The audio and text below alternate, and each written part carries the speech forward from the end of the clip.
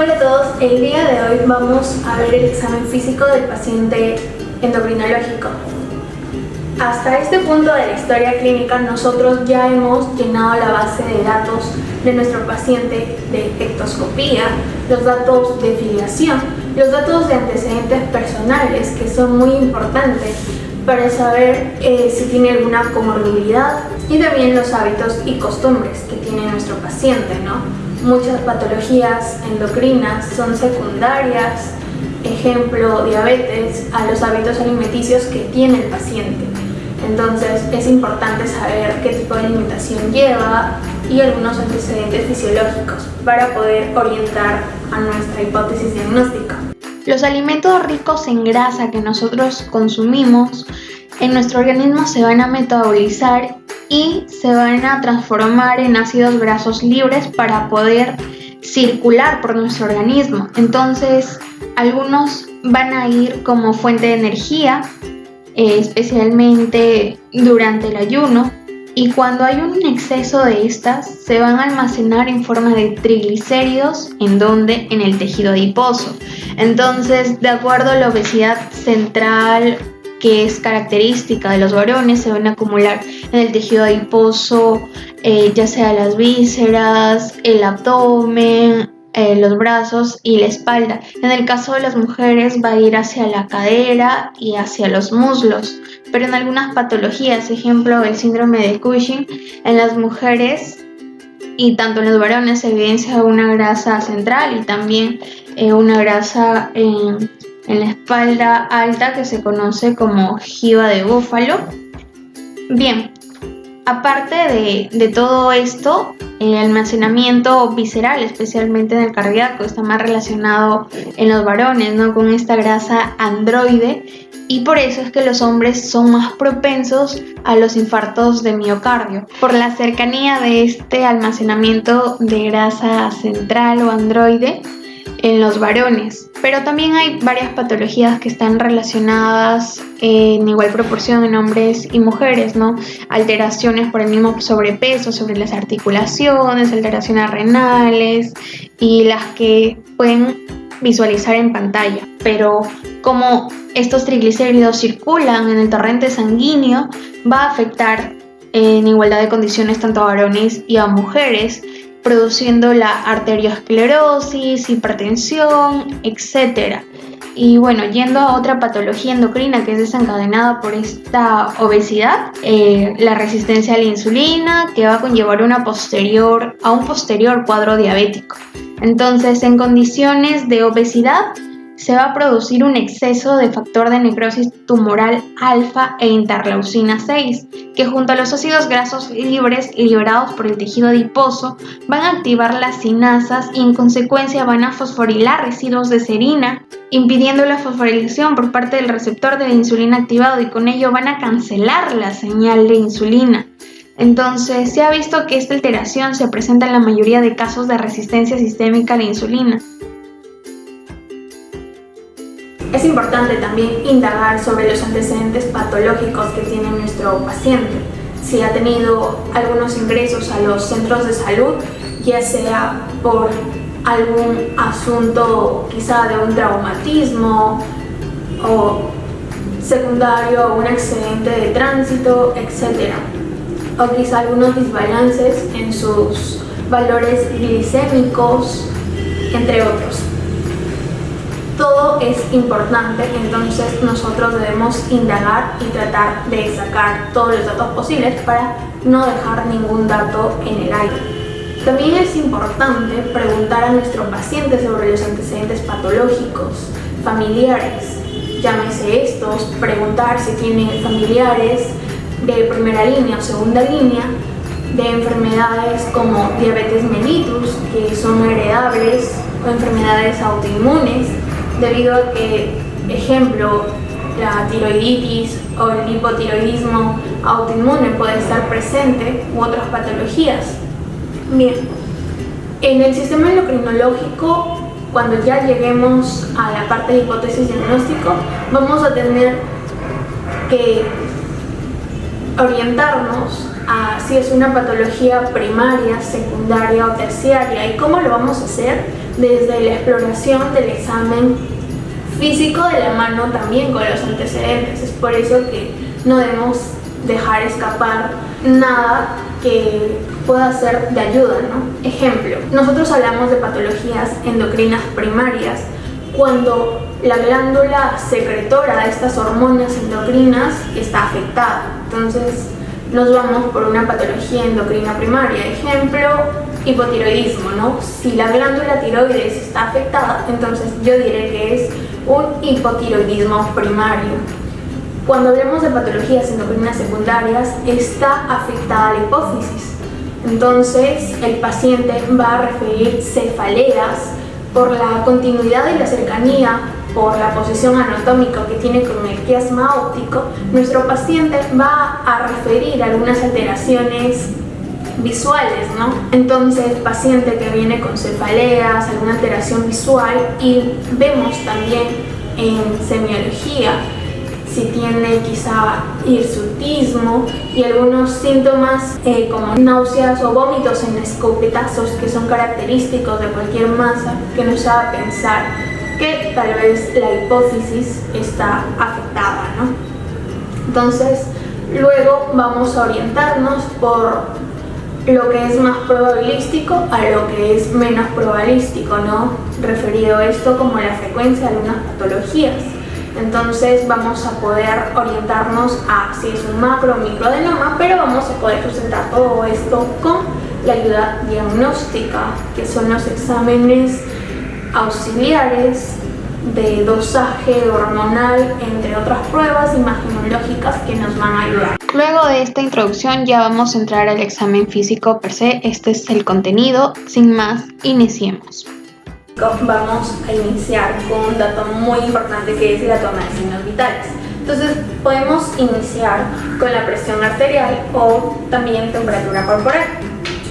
Entonces, si vemos que quizá nuestro paciente llega un poco agitado o ha estado en actividad física y no ha tenido tiempo para quizás sentarse, relajarse un poco, porque esto altera mucho también la presión arterial, entonces hace que tengamos una mal toma de la presión arterial o un dato incorrecto, ¿no?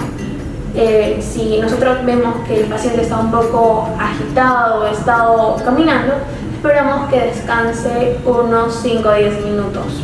Luego vamos a proceder a la toma de presión arterial. Es importante que el valor siempre marque 0.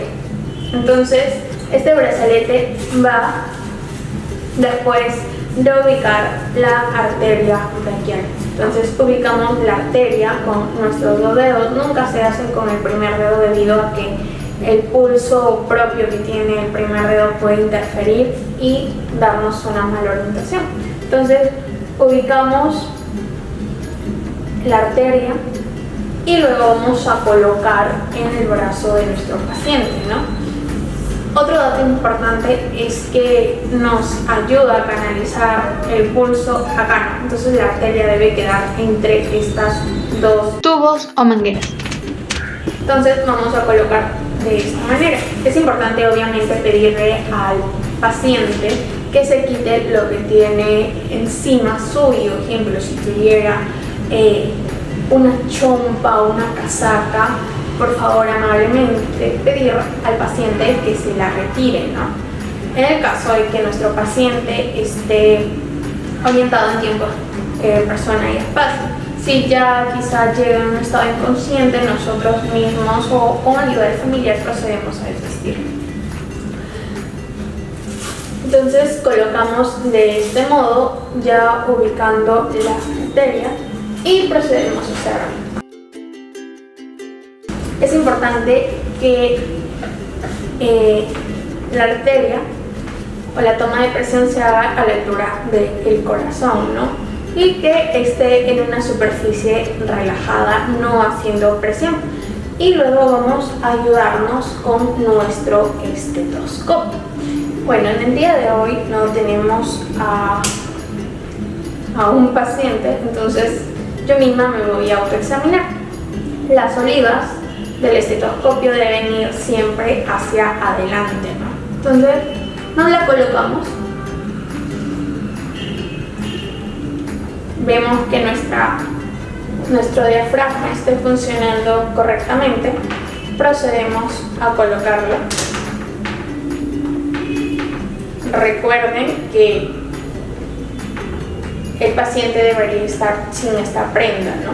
Pero cuando son prendas finas y quizá el paciente no tiene otra prenda debajo, se puede hacer sin ningún problema porque no interfiere con el sonido, ¿no? Lo que nos importa es poder escuchar cada una de estas pulsaciones. Bien, la tenemos. Este mandil tampoco es muy grueso. Entonces, si es que nuestra perilla estuviera insuflada, procedemos a retirar todo el aire. En el caso de esta, no está. Entonces procedemos a cerrarla e insuflar. Insuflamos hasta 40 milímetros de mercurio, posterior a donde ya dejamos de escuchar el pulso, ¿no?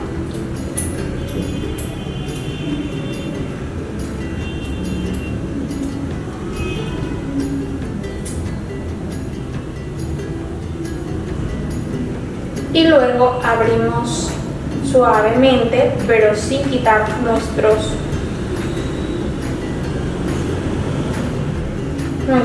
ojos del marcador. Y cuando veamos o escuchemos el primer latido que va a coincidir con lo que estamos viendo, ahí será nuestra presión sistólica. Y la presión diastólica es en el último latido. Estos son los valores según la Asociación Americana de Cardiología para la presión arterial. En pacientes con hipoparatiroidismo o que tienen hipocalcemia se va a evidenciar el signo de Trousseau, que va a ser una sensación dolorosa del carpo cuando vamos a tomar la presión arterial, y exactamente a 20 milímetros de mercurio sobre la presión sistólica se va a dar una respuesta positiva, que es la contracción muscular, que incluye una flexión de la muñeca y las articulaciones metacarpofalángicas y una hiperextensión de los dedos y flexión del pulgar sobre la palma de la mano, como estamos evidenciando en el video, y nos da el signo característico de la mano en comadrón o la mano en partera. Luego, importante la frecuencia respiratoria, ¿no? A veces cuando quizá al paciente le explicas que vas a tomar la frecuencia respiratoria o eres muy obvio al ver el patrón respiratorio que tiene entonces él quizá puede forzar su respiración o ir disminuyendo, entonces no vas a escribir una correcta frecuencia respiratoria, quizá valores de más, valores de menos, o puede interferir, ¿no?, con el examinador.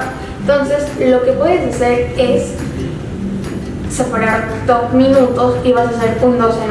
¿Cómo? Vas a tomar el pulso de tu paciente, que va a equivaler a la frecuencia cardíaca, y a la par vas a ver la frecuencia respiratoria, ¿no? Entonces en el primer minuto tú vas a estar tomando el pulso así, pero de anteojo, sin que el paciente se dé cuenta, vas a estar tomando la frecuencia respiratoria. Entonces tú, supongamos que estés concentrado supuestamente mirando acá, pero estás mirando de reojo al patrón respiratorio y al diafragma de tu paciente, ¿no? Entonces eso sería el primer minuto. Y en el segundo minuto solo te enfocas acá.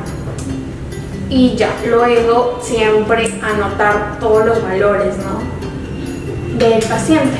Y bueno, para la temperatura corporal se recomienda estos termómetros, son termómetros clínicos. Acá en Perú está Un Sol, son de mercurio, los podemos encontrar en cualquier tipo de farmacia y debemos verificar que lo podamos usar, ¿no? Ejemplo, estos son personales. Si quizá el lugar donde trabajan no permite estar comprando un termómetro, Para cada paciente se desinfecta y lo volvemos a usar sin ningún problema, pero siempre desinfectándonos, también las manos por supuesto. Y bueno, entonces vamos a dar 2 golpecitos así, nos fijamos que siempre la barrita de mercurio esté por debajo de los 35 grados centígrados y lo que hacemos es colocar directamente con la piel del paciente, ¿no? Entonces se coloca acá y luego esperamos unos 5 minutos y anotamos el valor que nos salga, ¿no? Bueno, luego nosotros vamos a tener un oxímetro y vamos a medir la saturación de oxígeno. Es importante que nuestro paciente o nuestra paciente tenga las uñas limpias, no esmaltes, porque puede interferir con la lectura, ¿no? Entonces, sí, es importante que quizá en el consultorio tengamos una de estas sustancias quita esmalte, que son las acetonas de manera comercial. Es importante también contar con una balanza y un centímetro o una cinta métrica.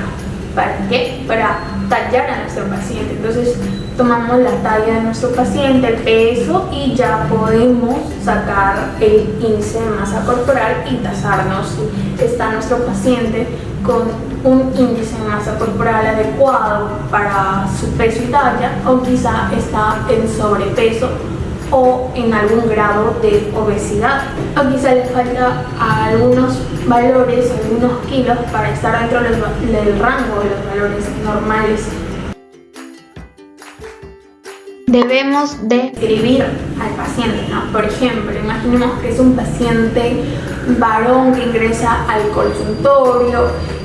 Entonces debemos describir, si estamos viendo un consultorio, quizá puede estar en estado no grave porque está valiéndose por sí mismo, pero si llega por emergencia, quizá puede estar inconsciente o con alguna dolencia, ¿no? Entonces, ejemplo, ponemos si ingresa por emergencia, ¿no? Paciente varón, en aparente regular estado de nutrición, aparente regular estado de hidratación. Podemos esto cuando aparentemente está bien hidratado o en su estado de nutrición, pero si vemos que quizá es un paciente que tiene edemas pretibiales o edema generalizado, o quizá edema en el rostro, la nasarca, nosotros debemos poner paciente en mal estado de hidratación.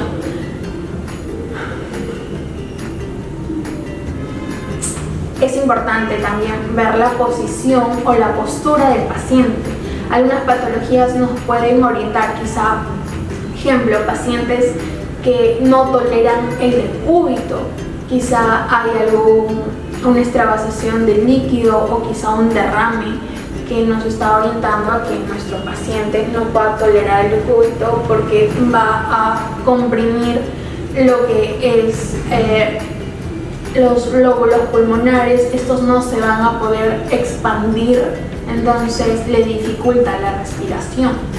Es importante por ello describir en qué posición llega el paciente, ¿no? Y poner activo o pasivo. Cuando es una postura activa es algo que el paciente opta, ¿no? Por decisión propia, por comodidad. Pero si es pasivo es que el paciente solamente tolera esa posición. Y bueno, cuando estuvimos realizando el examen físico de nuestro paciente, nosotros podemos ya describir si es colaborador o no, quizá está irritable. En patologías endocrinas, los pacientes hipertiroideos van a presentar grados de irritabilidad, son verborreicos, entonces nosotros estamos evaluando y el paciente está hablando de un mundo de cosas, está hable y hable y hable. El paciente hipotiroideo, por el contrario, tiende a tener una menor, tiene la habilidad emocional, la voz es un poco ronca, habla muy lento. A veces el paciente hipertiroideo también puede estar irritable.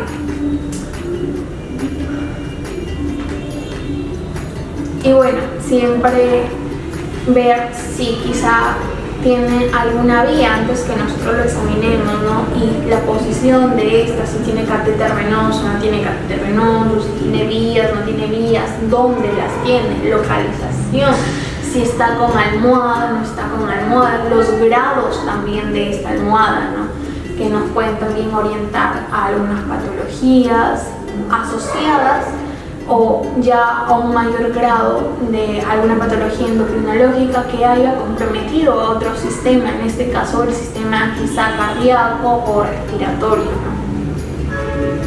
Luego vamos a evaluar piel y anexos.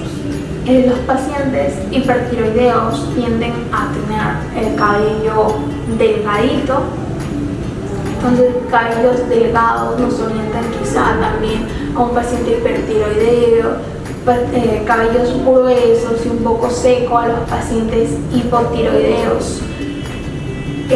Algunos casos donde hay un hiperandrogenismo por una sobreproducción de las glándulas suprarrenales, las mujeres tienden a tener focos alopécicos o quizá perder la parte temporal y frontal de los vellos, ¿no? Lo que se conoce como alopecia.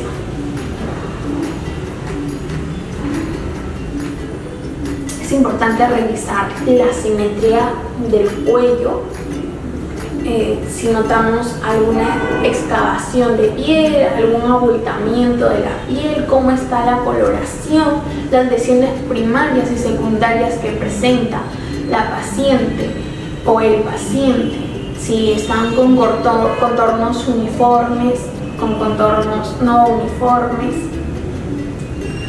si tiene algún estado de hiperpigmentación, con queratosis quizá en la parte posterior del cuello, o cómo están las flexuras de los codos, las axilas, la parte posterior de las rodillas, entonces todas las zonas de flexión, cómo están, ¿no? Si hay un grado de hiperpigmentación acompañado de hiperkeratosis, que eso nos orienta a una resistencia a la insulina que puede estar por ahí asociada, ya sea por la misma diabetes mellitus u otra patología como son en el síndrome de Cushing, donde también los pacientes tienden a hacer grados de hiperglucemia y se crea una resistencia a la insulina y también te puede dar estas características, pero generalmente son los pacientes endocrínicos propiamente diabéticos, ¿no? Y que tienen sus antecedentes de familiares diabéticos o con enfermedades autoinmunes. Pacientes jóvenes generalmente se diagnostican con diabetes mellitus tipo 1, aunque en los últimos años ha habido muchos casos de diabetes mellitus tipo 2 también en jóvenes, incluso hasta en niños. Entonces no podemos descartar ninguno de los dos lados hasta indagar muy bien en la historia clínica del paciente, ¿no? Eso es de gran ayuda. También algunas manchas que son características del síndrome de Cushing, las estrías violáceas, si presenta o no, cuál es la constitución corporal del paciente. Quizá hay grasa central y las piernas están finas. Si tiene la jiba de búfalo, nos puede estar orientando a un paciente con Cushing, ya sea enfermedad o síndrome de Cushing. Si nosotros nos vamos a orientar por enfermedad de Cushing, entonces la alteración está en la hipófisis y tendría que presentar el paciente cefaleas, alteraciones visuales. Pero si no está presente la cefalea, alteraciones visuales y la paciente o el paciente refiere a haber consumido glucocorticoides, entonces nos orientaría más a un Cushing de causa exógena o iatrogénica por fármacos, en este caso los glucocorticoides, cuando son retirados de manera abrupta. Entonces, esta sería nuestra causa, ¿no? Síndrome de Cushing por causa exógena. Entonces, encontramos en nuestro paciente las estrellas violáceas en el abdomen, en algunas zonas del muslo, en algunos casos también hiperandrogenismo, ¿no? Hiperandrogenismo, entonces va a haber acné en la paciente, algunas pústulas en esta parte superior del labio, va a tener vellosidades propias del hirsutismo, secundarias al hiperandrogenismo que presenta la paciente, y también en la parte inferior del mentón, y también la característica papada que nos va a dar la cara de luna llena de la paciente. También es importante ver cómo están las cejas. Generalmente, aunque no es patognomónico, los pacientes hipotiroideos tienden a perder el tercio distal de las cejas, lo que es característico o se llama como el signo de la reina Ana, aunque también se ven en patologías de sífilis y está presente en ambas patologías. Entonces no es patognomónico o exclusivo de un paciente hipotiroideo. El paciente hipotiroideo lo que sí va a tener es una fase agotada, ¿no? Como de cansancio, inexpresiva. En cambio, el paciente hipertiroideo en la mayoría de casos presenta exoftalmos, es una cara también característica del paciente hipertiroideo, que vamos a dejar las imágenes por acá. Luego nos vamos a ir al tejido celular subcutáneo. Es importante ver dónde está la distribución, si está de manera uniforme por toda la contextura corporal o si hay más acúmulo de en lo que es el abdomen, ¿no? O dónde está. Generalmente tenemos que diferenciar el aspecto ginecoide y la distribución o la obesidad androide, ¿no? Ginecoide, hay más acúmulo de tejido celular subcutáneo en lo que son caderas y muslos. En el aspecto androide, que serían los varones, se tiende a acumular más grasa en el abdomen y en la espalda. Entonces es por eso que también los pacientes varones, por la continuidad de esta grasa cerca al corazón, tienden a tener más casos de infarto cardíaco. En el sistema linfático debemos ver si nuestro paciente presenta o no adenomegalias, ¿no? Y si siente o no dolor. Es importante ver las adenomegalias debido a que quizá en nuestro paciente, al disminuir su sistema inmune, cualquier agente patógeno o agente externo puede sobreañadirse a la patología del paciente y estar desencadenando un cuadro infeccioso que va a generar la reactividad de las células de estos ganglios y por consiguiente va a haber una adenomegalia.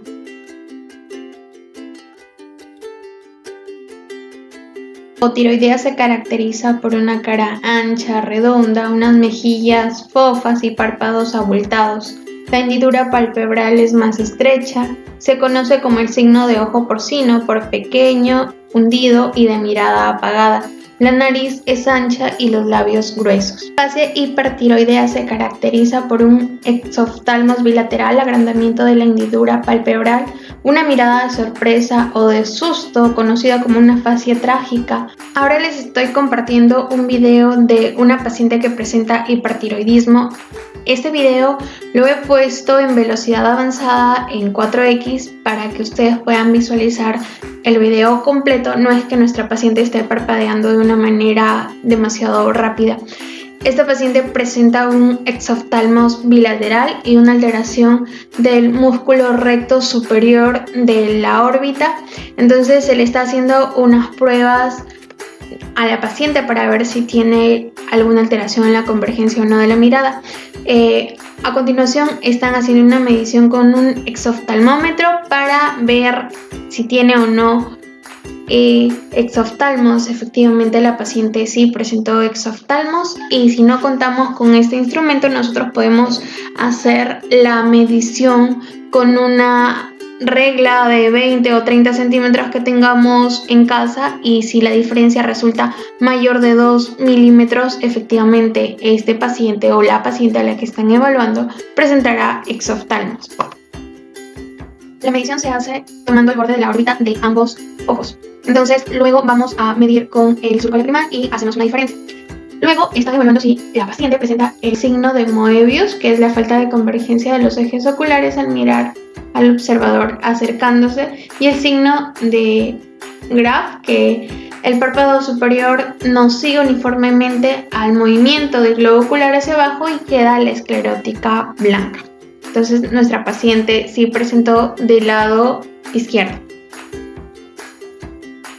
Fase addisoniana se caracteriza por hiperpigmentación de la piel, unos ojos hundidos con expresión de sorpresa, cabello fino, seco y color negro, y el vello es escaso. La fase acromegálica se caracteriza por unos arcos superciliares y mandíbula prominentes, cejas pobladas por encima de la raíz nasal, macroglosia y labios gruesos, y también diastemas, la separación de los dientes. La frente está un poco arrugada, las comisuras labiales están atraídas hacia arriba y hacia afuera, los labios contracturados que descubren la boca, y se hace el signo de Chebostek o signo de Weiss para confirmar la hipocalcemia que presenta la niña. El signo es positivo en esta paciente debido a que posterior a la percusión del nervio facial por debajo del proceso cigomática del hueso temporal y por delante del lóbulo de la oreja se está generando una contractura de los músculos elevadores del ala de la nariz y de los músculos de la comisura labial.